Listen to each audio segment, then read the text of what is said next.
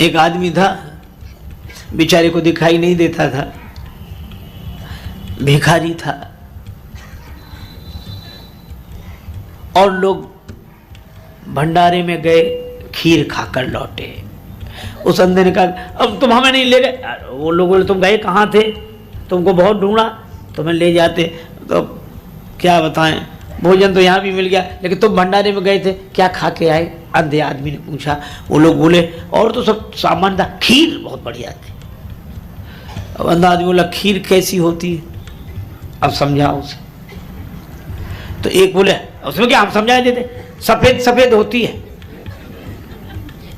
तो बोला सफेद सफेद सफेद कैसा होता है? एक बोला जैसे बगुला। तो बोला बगुला कैसा होता है? तो उस एक आदमी ने उस अंधे का हाथ पकड़ा, अपना हाथ ऐसे टेढ़ा किया, बोले ऐसा होता है बगुला। वो आदमी बोला समझ गए, ऐसा बगुला और ऐसे ही सफेद सफेद, ऐसे ही खीर। तो बोले अरे बाप रे, बड़ी टेढ़ी खीर रही होगी। बोलो अब समझा? वो तो सोई जान ही जे देव जनाई, भगवान जिसे समझाते हैं वही समझ पाता है। अच्छा, अब हम लोगों के साथ भी बड़ी समस्या है। अरे कोई न समझे तो समझाने वाले को भी समझ लेना चाहिए, पर समझने वाला ना समझ रहा हो तो समझाने वाला कहता समझा के ही रहेंगे, क्योंकि उसके भी अभिमान को चोट लग देगी, हम तो समझा ही लेंगे। अरे भाई, एक उदाहरण बड़ा अच्छा है। शून्य की बात कही गई। हमने कहा आजकल का ही उदाहरण देखो। आप टेलीविजन देखते हैं, है ना? ये बात अलग है कि यहाँ कहोगे नहीं, सिर नहीं हिलाओगे कि देखते हैं, पर देखते तो हैं, है ना? और उसमें कोई पाप नहीं, देखते हो तो देखते हो, उसमें क्या है? हम तो उदाहरण दे रहे हैं, हम ये थोड़ी पूछ रहे हैं कि टेलीविजन में आप क्या देखते हैं। अच्छा, रिमोट आपके हाथ में होता है, उसी से कंट्रोल करते हैं। अच्छा, आप ऐसे सोचो कि जैसे टेलीविजन में आप कोई चैनल देख रहे हैं और उसका नंबर 25 हो और उसमें 65 तक हो उसकी संख्या, तो शून्य पर अगर आना हो तो क्या करें? दो ही उपाय है, या तो 25 से आगे बढ़ो, स्वीकार करते 26, 27, 28 और 65 तक जाओगे तो शून्य आ जाएगा।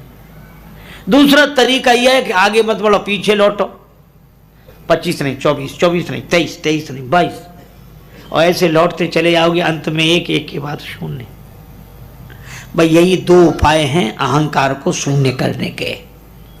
अहंकार को शून्य करने के यही दो उपाय हैं। क्या? या तो पीछे लौटो या आगे बढ़ो।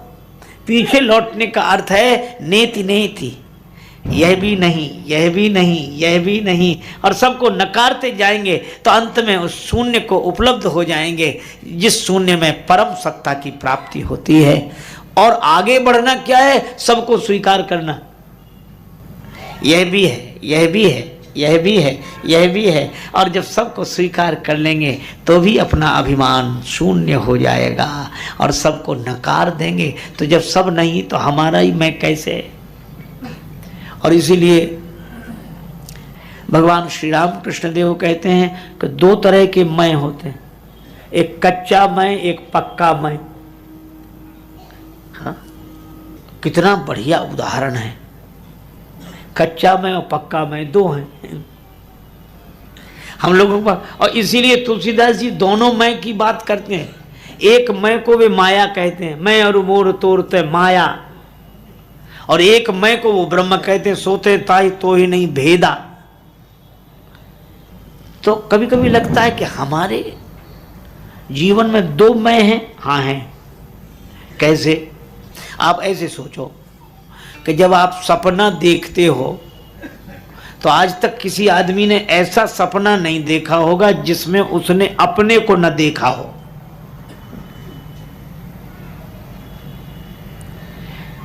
सबको बाद में देखता है, पहले अपने को ही देखता है। इसलिए सपने में लोग क्या कहते, हम वहां गए महाराज, हम वहां गए, फिर वहां ऐसे हम ऐसे ऐसे।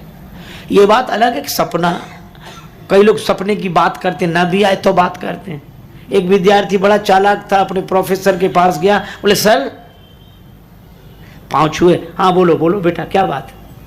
बोले पिता, आपके पिताजी तो अब नहीं है ना? बोले हाँ नहीं, उनको 5-7 साल हो गए। हाँ हाँ वही, कहना क्या चाहते हो? सर आपके पिताजी कल मेरे सपने में आए थे। ले, क्या कह रहे थे? बोले तुम अपने प्रोफेसर के पास जाना, वो हमारा बेटा है, उससे कह देना कि तुम्हारे पिताजी ने कहा है कि इसे पास कर दो। पढ़े ना पढ़े, लिखे ना लिखे, पास कर दो इसे। अब आपके पिताजी की बात है, वो आगे आप समझे, हम तो सपने की बात कह रहे हैं। अध्यापक को लगा कि बड़ा चालाक है, ये धूर्त है, देखो इसने अपने को उत्तीर्ण कराने के लिए क्या योजना बनाई। प्रोफेसर बोला कल आना, दूसरे दिन सवेरे पहुंचे, बोले सुनो इधर आओ। हाँ सर। बोले तुम झूठ बहुत बोलते हो। बोले क्यों? बोले आज हमारे पिताजी हमारे सपने में आए थे। बोले वो कह रहे थे कि वो लड़का बड़ा धूर्त है, दुष्ट है, उसको बिल्कुल पास मत करना। तो विद्यार्थी चुप हो गया। अध्यापक ने समझा कि हम सफल हो गए, जीत गए। पर विद्यार्थी थोड़ी देर में हाथ जोड़ के बोला सर आपकी मर्जी, हमें पास करें या फेल, लेकिन इस घटना से एक बात तो सिद्ध हो गई। क्या? बोले आप नाराज मत होना। क्या? बोले आपके बाप भी यार 2 कौड़ी के, हमसे कुछ कहते हैं, आपसे कुछ कहते हैं,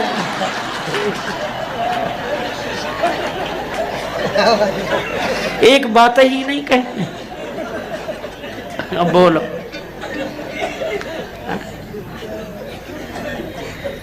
तो कुछ लोगों को सपने नहीं आते तो भी सुनाते, क्योंकि ऐसा हुआ ऐसा हुआ। लेकिन मैं आपसे कह रहा था कि सपने में हर व्यक्ति अपने को देखता है।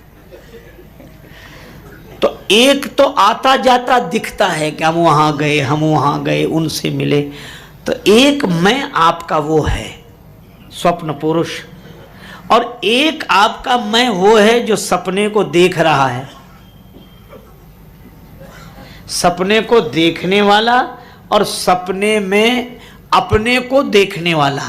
तो अपने को जब हम देखते हैं तो देखते हैं कि हम खड़े हैं, और जबकि सपना देखते समय तो हम पड़े हैं। इसका अर्थ यह है कि यही 2 मैं हो गए, एक दिखने वाला मैं और एक देखने वाला मैं। तो ये जो दिखने वाला मैं है यही माया है, यह स्वप्न पुरुष ही, यही अहम ने एक आकार ग्रहण कर लिया।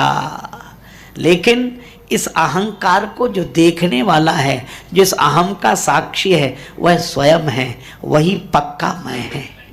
कच्चा मैं यह स्वप्न पुरुष, और पक्का मैं उस स्वप्न को देखने वाला। इसलिए एक बड़े त्यागी तपस्वी वीतरागी वेदांती संत थे, वयोवृद्ध महात्मा थे।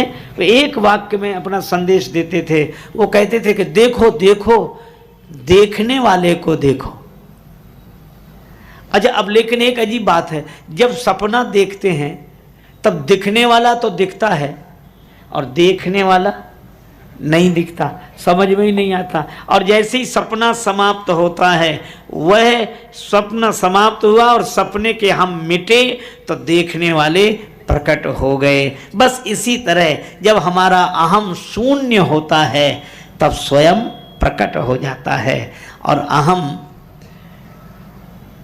अच्छा सपने में दिखने पर भी न वो कभी था, न है, न होगा, लेकिन न उसे झूठा कह सकते हैं, न उसे सच कह सकते हैं।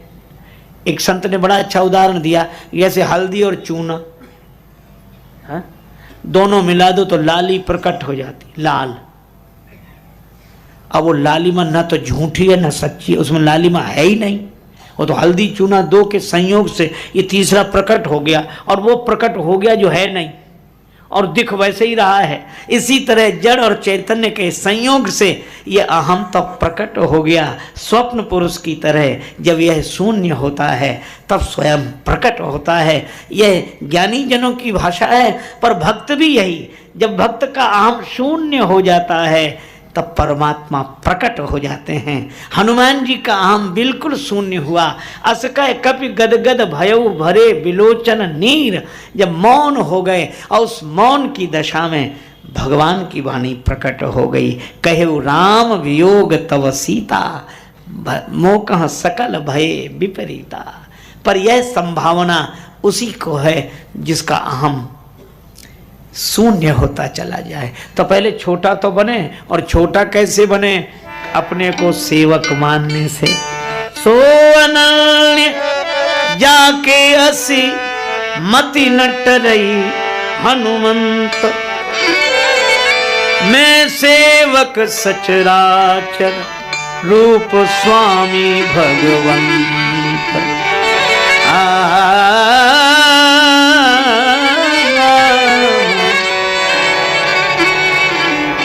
राम जी प्रकट हुए और हनुमान जी को अपनी विशेषता कभी दिखती ही नहीं। लंका जला दी, पर श्री सीता जी के सामने गए। जनक सुता के आगे ठाड़ भयो कर जोर, सीता माता के आगे हाथ जोड़ लिए। लंका जलाने के बाद, आज इन शब्दों पर आप विचार तो करें। समुद्र लांघने के बाद अपने को मच्छर जैसा मान लिया, और लंका सोने की लंका जलाने के बाद हनुमान जी सीता जी के सामने हाथ जोड़कर खड़े हो गए, सिर झुकाकर। ठाण भयो कर जोर। आज हमसे अगर ऐसा काम हो जाए इतना बड़ा, तो हम हाथ जोड़ेंगे कि दूसरों से जुड़वाएंगे? तो ये कहेंगे अच्छा तुम हमें जानते नहीं हो, हाथ नहीं जोड़ रहे हो, हमने कितना कमाल किया वहां जाकर। पर हनुमान जी के हाथ क्यों जुड़ गए? क्योंकि उन्हें सीता माता का दर्शन हो रहा है, और सीता माता है भगवान की कृपा, और जिसे भगवान की कृपा दिखाई देगी वह बड़े से बड़ा काम करने के बाद भी विनम्र रहेगा, हाथ जोड़कर खड़ा हो जाएगा। विनम्र तो वे नहीं रह पाते जिन्हें कृपा नहीं दिखती। हनुमान जी ने हाथ जोड़ लिया। जानकी माता ने कहा कि बेटा तुम्हारी पूंछ नहीं जली। हनुमान जी बोले माता ये पूंछ का कमाल नहीं है। फिर आग का कमाल है क्या? आग ने पक्षपात कैसे किया? पावक है, पावक जरत दीख हनुमंता, पावक में तो जलाने की शक्ति है। हनुमान जी बोले माता ये बात तो सही है, पावक में केवल जलाने की शक्ति होती तो मेरी पूंछ जला ही देती। फिर का उसमें बचाने की भी शक्ति बैठी थी। कौन? माता मुझे पता है, प्रभु ने आपसे कहा था तुम पावक मह करहु निवासा, जब लगी करो निशाचर नासा। आप पावक में विराजमान थे, और माता आग मुझे नहीं जला सके, ये पूंछ की विशेषता नहीं है, यह तो जो नहीं दिखाई दे रही थी उस कृपा की विशेषता है। आप पावक में विराजमान हैं, यही कारण है, सारी महिमा आपकी है। बस यही है, अपनी सफलता में भी जिसे भगवान की कृपा दिखाई दे वही अहंकार शून्य भक्त सच्चा सेवक होता है। लेकिन बेटा एक बात है, क्या हमने यह सुना कि तुम्हारी पूंछ बढ़ गई थी? बाड़ी पूंछ की न कभी खेला। हनुमान जी बोले माता पूंछ तो बढ़ गई, लेकिन ये पूंछ की विशेषता नहीं है। पूंछ बच गई तो पूंछ की विशेषता नहीं है, पूंछ बढ़ गई तो पूंछ की विशेषता नहीं है। फिर जानकी माता ने पूछा लंक जला के जली भी नहीं, हनुमंत विचित्र है पूंछ तुम्हारी, कौन सा जादू राजेश भरा, हंसी पूछती हैं मिथिलेश दुलारी। हनुमान जी बोले कपि ही राघव आगे हैं, हृदय में आगे राम जी है, पीछे है पूंछ, रहस्य है भारी, वानर को भला पूछता कौन, श्री राम के पीछे है पूंछ हमारे। मैं तो वानर हूं, मुझे कौन पूछता, ये तो राम जी हृदय में आगे बैठे हैं, राम जी के कारण मेरी पूंछ है। हनुमान जी को पूंछ के बढ़ने में कारण भगवान दिखाई देते हैं। और ये एक अद्भुत बात है, हनुमान जी भगवान को देखते हैं, अच्छा उन्हें अभिमान क्यों नहीं है मालूम? उनकी पूंछ पीछे है।